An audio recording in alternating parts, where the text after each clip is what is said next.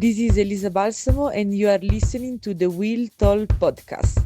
Today's Giro d'Italia Stage 6 from Bellaria Igea Marina to Terre Roveresche, Orciano di Pesaro.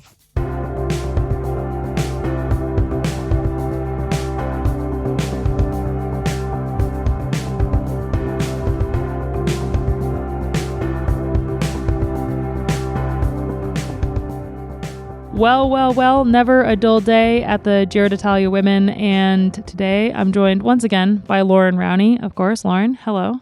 G'day, everyone. I think we can all appreciate uncategorized climbs.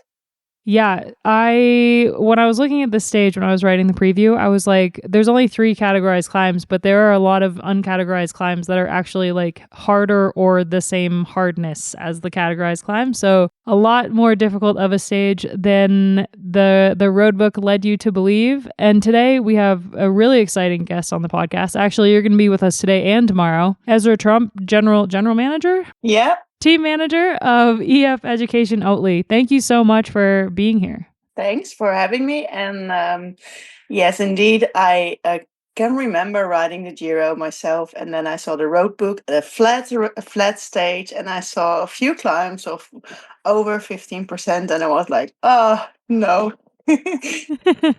Yep, the Giro is always going to Giro. It may be more professional these days, but there are definitely some surprise climbs, and there was a climb hard enough even today that we had Longo Borghini on the attack. So it was a good day, but I'll run through what happened. So it was a relentless stage from start to finish. We heard yesterday from a couple of the riders after the stage that they expected it to be an aggressive stage today with all the climbing and the openness of basically the top 10 minus the top 2 of the general classification. And that's pretty much exactly what happened. It was relentless attacks from the start. No one really got away until very late in the race, about 22K, there was a group of 5 that did manage to get up the road, including Liana Lippert and Paulina Roerkes. Those 2 set off on their own with 10 kilometers to go and rode into the finish. Behind, there were attacks from the now very reduced peloton. Shirin van Anrooy tried to bridge, but couldn't make it to Lippert before she sprinted for the win. Paulina Roerkes took second and moved up to 4th in the general classification, while Van Anrooy rode to 3rd. And behind, we did have a little bit of scuffling from Elise Longo-Borghini to try to get off the front. I think she was seen as the attacks were flying to try to not get caught behind a split, because that was definitely a concern at one point when it was just total chaos on the roads. But they rode in all together. So going into the Queen stage on Saturday, the general classification remains kind of the same, with Marlon Reusser leading the race 16 seconds ahead of Longo Borghini, Anna van der Breggen third, 1:53. And then, the rest of the top 10 really within a minute of each other. Through Paulina Roerkes, Katrine Allerud, Sarah Gigante lost a spot in the GC with Roerkes jumping up, but going into the Queen stage, it really is close in that kind of 3rd to 10th area. Ladies, what a stage. Another really good stage. I mean, it was just total chaos, like total chaos. I think Little Trek in particular, they really, really wanted to get another stage win today, and they had Spratty up the road for a little while with a solo attack. But there's a lot of teams that at this late in the race, they haven't gotten anything yet. And so for that reason, we had a lot of different teams trying to make something happen today. Yeah, for sure. It was a stage hunting stage. I mean, you have races within races, and it was also important for the GC today. And you could see that, happening out on the road. Elisa Longo-Borghini is going to leave no stone unturned when she crosses the finish line on Sunday. And I think she was just looking for any opportunity towards the end there to maybe put a little bit more time, more of a buffer into, I would still say they're still concerned about Gigante. I mean, she's at 2 minutes and 16 to Rusa, which is a nice buffer, I think. But for that 3rd spot on the GC, I think it's still wide open. You've got Van der Breggen, Roerkes, Allerud. It will be interesting to see how she goes in the really hard climbs. Gigante, Niedermeyer, and Castelline. Castelline's a little bit further back, but still within striking distance, I think, for the GC. So, yeah, I was curious to get your opinion on Movistar's tactics and having Lippert obviously go for the stage win. It was really nice. In the end, I think it was 1.5 minutes almost from that pink jersey to Royackers. And do you think that they firmly think that the gap to Royackers is enough going into the Queen stage tomorrow, and to give a GC contender who got third at the Tour de France last year such a gap? Yeah, they have the confidence in Marlon to go for the pink jersey. And I think in such a strong team with these strong riders, if you can give one rider a chance to win a stage, then it's always helpful if you have two hard days left. So yeah, I think Liane now can really focus on the pink jersey for Marlon. And I think Marlon looks pretty comfortable after behind. Also, when Elisa Longo-Borghini attacked with the 9K to go, she was, I think really like easy in the wheels. So yeah, I think she is really confident about it. And I think that, like, Movistar has a good tactic for this race for sure. Yeah, such as other teams as well, and it's really fun to watch the whole week. Actually, the speed is extremely high in all the stages. I heard from all the girls, like, we go full gas from the start basically, and we see like every day we see somebody else win, and that's, I think, really cool. And that says also something about the growth of women's cycling. And so yeah, no, I think they are really comfortable and confident in the GC with Marlon. And the amount of work that UAE was doing today, what are your thoughts on that? I think it was like, I watched, of course, the race with the Dutch commentary, and they spoke about the GC. I think, one point it's like not having the gap too close, too big with Royackers in there. But on the other side, I think Elisa Longo-Borghini also wants a stage win. She is Italian champion. It's the Giro in Italia, so. She wants the stage win, and she doesn't have it yet. So also UAE doesn't have the stage win yet. I think tomorrow, let's see. I think it will be really difficult for her to get that win. So maybe on Sunday, but I think today was her chance. So I understood the pressure that UAE gave to help with the really like a kicker with 9K to go, that she went full gas to maybe bridge to the riders in front. But that didn't happen. Unfortunately for her, she also burned all her teammates with that action. But that's something you need to do in cycling. You need to gamble. And if she was confident in bridging that gap, then that's the risk that you need to take. The real problem for Longo-Borghini is that at this point, her and Royce are so evenly matched, which was one of the most interesting things in last year's Giro between Longo-Borghini and Kopecky, is that going in after the Queen stage last year, going into the final stage, they were like totally evenly matched. And unfortunately for Longo-Borghini, she's in the exact same situation this year with Royce. And I think the main difference now for the two of them going into the Queen stage is that it seems like, especially on the climbs, that Longo-Borghini has a stronger team around her. Like Reusser has Lippert and has a very strong team, but Longo-Borghini's team has been more kind of one unit, it seems like, and have been more around her at all times. Like we saw that on the stage on Thursday, the fifth stage with the crosswinds, that team is just really riding as one single unit. And so I'm like so excited for Saturday's stage to see what happens, if there are any cracks, if Reusser finally cracks, if like Longo-Borghini finally cracks, if it all just goes up in flames. It definitely could happen. So just to have like a very similar situation to 1 year ago, but at the same time it's so different. Oh man, bike racing. Yeah, it's cool to watch. I think indeed the teams are a little bit different, and UE shows a lot of team spirit and a really strong team. But on a climb like tomorrow, it comes down to the battle between Longo-Borghini, Reusser, Royackers, but also Gigante was really strong and impressive on third stage. So. Yeah, I mean, once again, she kind of showed her where she's lacking today. She was caught behind a couple of those splits when the attacks were flying, and having won the fourth stage and being so close on general classification. The way that she showed that she could climb, the helicopters honing in on her at certain points in the race, and she's doing the thing she does where she rides at the back. And I think that she'll still, regardless of what happens for the rest of the race, she's gonna walk away having succeeded in winning her first Grand Tour stage. But to finish on the podium of the GC would be just incredible for her. So for tomorrow, I really think AG Insurance Sudal, like, they're gonna have to throw everything that they can at this race, and they have one of the strongest climbing teams in the race, maybe second only to Phoenix Koenig. Yeah.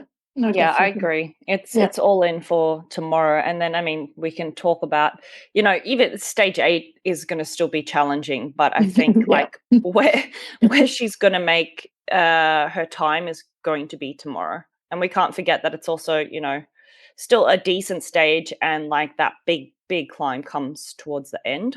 So it's getting her there to that climb in a position to strike and do her thing. And yeah, it'll be interesting as well to see how she backs up after so many days of racing. She's had, I would say, a really strong return back to the peloton and quite consistent.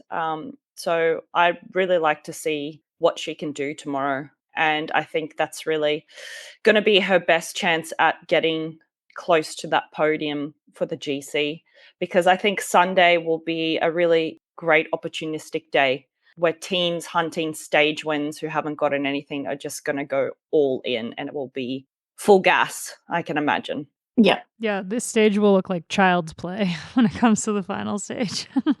Yeah. Well, we have some really exciting audio diaries today. We've got Rebecca Koerner from Uno X Mobility. They have Katrin Allerud still up there in the general classification in 5th, and they will definitely want to hold on to that. So let's hear from Rebecca. So today we had quite a lot of climbing, and it started after, let's say, approximately 20 kilometers of people trying to get in the break. Nothing really went. There was like 1 or 2 riders up the road. And then our team, we got a really good lead out into the first climb. Anina Artusalo, our Finnish champion, she did a really good, nice long pull. And then I took it the last part. And then, we went up this climb, and everybody were fighting to make it over. Also because Anushka, she crashed just a little bit before.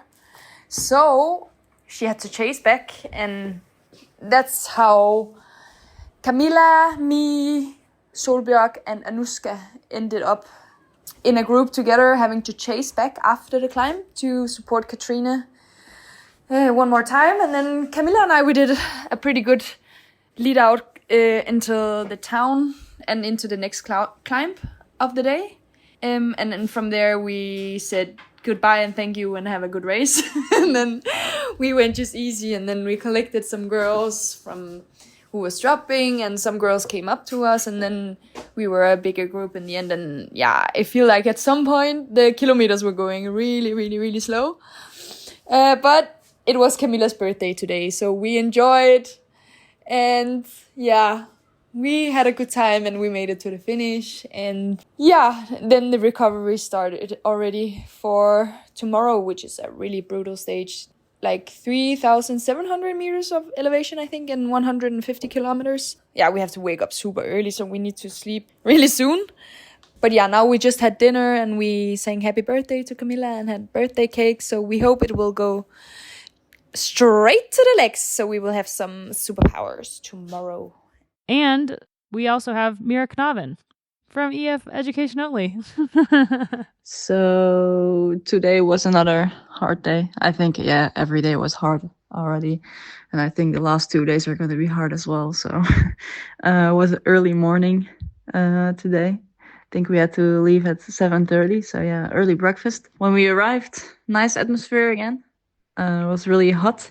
And we started at the beach, actually. So that's really nice. And about the stage, it was super hard. It was hot and a lot of climbing. but we survived and we managed. So actually we crossed a different country today. We went into a different country. I'm not sure. I think it was San Marino or something. I had no idea, but yeah, that's a cool fact. So yeah, 2 more stages to go. Well, we heard from a couple riders, but we also have an audio diary from Shawn Clarke, DS for Liv-AlUla-Jayco, to get a little inside the caravan feel. Let's hear from Shawn. Hey, Abby and the Wheel Talk podcast. Shawn checking in from more of a director staff point of view. I think the last time that I was on, I said that I would have more information about the race because I'd be in the first car. And while that was somewhat true, I kind of did lie. Yesterday we had a lot of bad luck, and although I was in car 1, a lot of my time was bringing riders back after crashes. We had Caroline Anderson go down just before all the splits and technical towns happened, and she winded herself quite bad. So we did give her some time to make sure she was okay and get up and check everything out. But that meant that we were a long way away, and with the speed that the bunch was going, it took a really long time to bring her back, even though we were going 60, 65, 70K with her on the bumper. And then once we got her back in, gave her some bottles, and then Georgia crashed. And it looked like a pretty bad crash, but luckily she was okay. And our goal yesterday was to sprint for her, and so we did a good job bring her back again. And then just as she got into the peloton again, she crashed again. And that was basically her day over. But most of my day was behind the peloton, so I wasn't really in the action.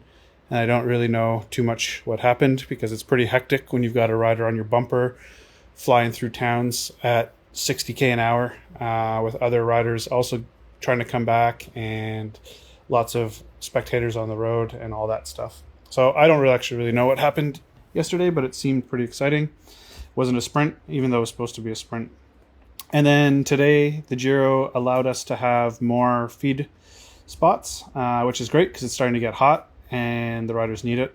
So today I went out to kilometer 63, stood on the side of the road by myself. I got dropped off. And then when the car and peloton came by, I hopped in and did the last bit. But it was a pretty tough day. It's kind of a classic Giro stage or classic bike race stage. Last year I did Coppa Bartoli with the men, and they went kind of over San Marino. And yeah, the Giro last year went over here, and a lot of times the men's Terreno Adriatico kind of goes through this region. So it's a lot of known roads, a lot of known tactics. So that first climb, it rolls over the top a lot harder than it looks on a map. And a lot of attacks were going there, and it was pretty crazy. But the climbs were ridden pretty steady at the start, but you could just see that there's some fatigue in the legs, and it was a hot day. So when they hit those 3 bumps afterwards, the peloton really started losing people. And at that point, I was in the car, and we were just driving through people all day. We were getting dropped, either groups or 1s and 2s, but it was almost always somebody coming through the caravan. And then, yeah, we hit that, then there was hit that long descent. There was a lot of fireworks in that valley road, lots of attacks. A couple got away. Looked like some good moves. I like to see people racing, so that was cool. And then that steep little punch stair-step climb at the end really provides some pretty cool racing opportunities. And then our Silke Smulders, after all that dust had settled, took off on her own. Came in for 4th. We were hoping we could sneak onto the podium, but Sheeran was just a bit too quick, and she ran out of road to catch her. But still a really nice ride by her. Yeah, and on a bit of a sad note, Caroline and Georgia went down yesterday. They both started today, and I think that shows a lot of their strength and fighting character, but they weren't able to finish. So we're down 2 going into tomorrow and Sunday, but they're okay. They just need a bit of a rest. So that's been my busy couple days. One of the teams that is probably at this point in the race really looking for some kind of result is FDJ-Suez, and they had a lot of riders on the attack today. They had Juliette Labous up there in the break for a little bit, and I want to see what they can do tomorrow. We've heard about a little bit of possible illness going on. We're getting later in the race, and that means that they're not recovering, but I'm hoping that we can see something from them, because I think that they'll be pretty disappointed in how their week is going. Yeah, and I think something we didn't mention, and people listening to the podcast would be all over this, is that Lotte Kopecky went home today, which was 100% the right decision, considering what was said to the media about her lower back pain. So good to see her. I mean, it's hard as an athlete to have to make that decision, but I think it's the right decision. If you can't perform and it's going to just impede your physical well-being later on, because we don't know what's going on with her, then you 100% have to step back. So yeah, a real shame for them. It was great to see that they had, is it Steffi Haberlin? Is that how you say her name? Up there in the mix. She's been having a really good race so far. So yeah, it'll be interesting for SD Worx to see if Anna can hold on to that third on GC. I think Anna is like, because it's her first year back, of course, so it's a little bit unpredictable what we can expect from her. But Anna is still Anna, and she was ever world champion and won this race already for a few times. So yeah, she is pretty good in recovering. So yeah, I expect her to be up there tomorrow. Let's see if she can hold on that third position. But yeah, I think we can't like cross her name from the board yet. So let's see. It will be interesting, and I agree with you, Loren, about if you have an injury, especially on the back, with a lot of climbing coming up, and a big goal also this season for Lotte is of course the Tour de France, and fully focusing on recovering and like winning stages there or GC, and that I think is still like a question mark what to expect from her. It's a smart decision to go home and recover. But also, like, Anna's such an experienced rider that what she did on the fourth stage didn't work, so she's going to adjust how she races the seventh stage, and we're not gonna see her do that again, I don't think. No. It's been a long, hard tour, so I think we're going to see some tired legs tomorrow. And for the younger riders, I think the younger riders will see like the real fatigue tomorrow for them, because you can't underestimate these big stage races. And I think just how fast, to Esra's point, they've been racing, like it hasn't been easy. It's just been full gas, even that sprint stage that was not a sprint stage. So I think there hasn't been any rest really, and there will be tired legs going into tomorrow. So I think that's where the real experience is going to come out. Yeah, definitely. You want to know something really cool though? The top 10 currently before the Queen stage is like potentially the most, maybe diverse isn't the right word, but there's only 3 Dutch riders in the top 10. And then we've got Swiss, Italian, Norwegian, Australian, German, Canadian, and Slovenian. We're in the top 11, huh? For Dutchies. That's true. Okay, if you expand past the top 10, then it's still, the Dutch are still supreme. But no, but it's really cool to see the different names as well. Like that's so cool. I look forward to seeing tomorrow who's battling for the win and in the end also the pink jersey. Yep. So tomorrow, quick run through, 4 climbs, category 2 to start it off, but there's uncategorized climbing before they even get there. So the day is going to be once again harder than it looks on paper. A category 2, then a category 3, another category 2, and then an uncategorized climb. And then they go into Monte Neroni, which is the big category 1 climb of the day. 7.6 kilometers long, averages 8%, and has sections of 13%. So this is where the real battle is going to happen, but the day is going to be long leading up to there, and there's even a chance of some weather impacting the race as well, with potential crosswinds even before they get to the climb. So the day is going to be crazy, and definitely tune in, because I just can't wait to see what happens. Me neither. It's like, because the Giro is earlier now, and I reckon you too, considering you're pregnant, Esra, and you have a very small child, Abby, it like falls in my nap time. Yeah. Say I had a really rough night with Louis, then it's like that's prime napping time is around 1 o'clock. Yeah. And so I'm missing my nap, and that sounds like I'm some old person, but No, I agree. you know what I mean? Yeah. Yeah. Yeah. No, but it's fun to watch. So I watch from the couch in a bit of a chill position Yeah. to relax still. Feet up. Yep. Yeah. And the hardest days are always the most fun to watch. Yeah, Yeah, exactly. true. Yeah. For tomorrow. Yeah, it's gonna be a brutal one. That final climb just looks. I mean, I think the women actually have never raced up it, and the men's Giro has only finished on top of this climb once. But if you factor in like all the climbing before they even get to the official climb, it's like 14 kilometers long, the final climb, and the climbs before it are all like 5K, 7K. Yeah, so it's just like gonna be such a long day in the saddle for the women. And also the longest day of the race overall. And tomorrow marks 2 weeks until the Tour de France Femme avec Swiss kicks off. How crazy is that? How exciting. I know. I know. I wonder if the riders that are going to go to both races with how hard this Giro has been and it's not even over yet, they're like, oh man, 2 weeks. How that's can I nothing. recover? Yeah, exactly. Yeah. Yeah, we made a decision not to do the double. So no of the riders, not like anybody of the riders will go from Giro to the Tour. It's completely new, fresh squad and energy. Not a bad call. All right, well, we'll see you again tomorrow. We will end this episode today with an audio diary from Lea Curinier of FDJ-Suez. And thanks everyone so much for listening. Hello, so today it was stage number 6 of the Giro Donné. So it was a really hard stage, especially with the heat. It was already hard.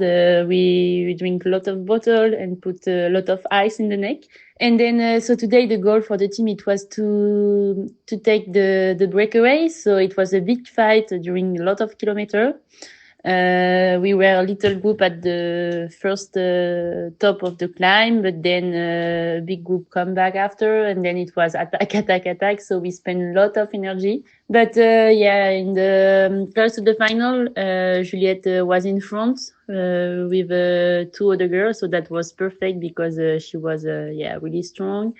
And then a few girls came back on Juliette, and then after. Yeah, it was super hard, especially in the last climb before the finish. But yeah, today we have no regret. We gave really everything until the end. So yeah, we can be proud of this. And also, yeah, before the first climb, the other teammate did a really good job for the positioning. So we were really in a good condition for this climb. And then, yeah, we don't win today, but we keep the same spirit, and then we will continue to fight until the end tomorrow and also Sunday. So yeah, we are ready for the 2 last stages, and yeah, we will try to do the best. This episode was produced, edited, and mixed by Will Jones at Red Bricks Media.